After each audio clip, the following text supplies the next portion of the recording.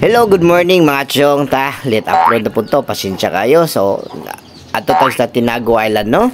Then, uban ang pamilya sa akong asawa. Kaya nakiuban na po ko. Pero tara, bani ko. Kaya manglaag ta. Magpa-unwind kay katong pizza Marcho. Hi dong!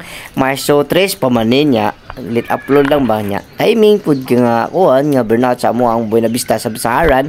So, we decide nga manglakaw mi magpadagat.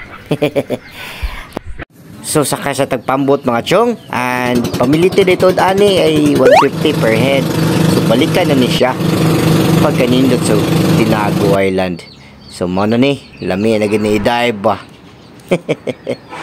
So munaog sa tani mga chong kay dagan kay mga gamit no.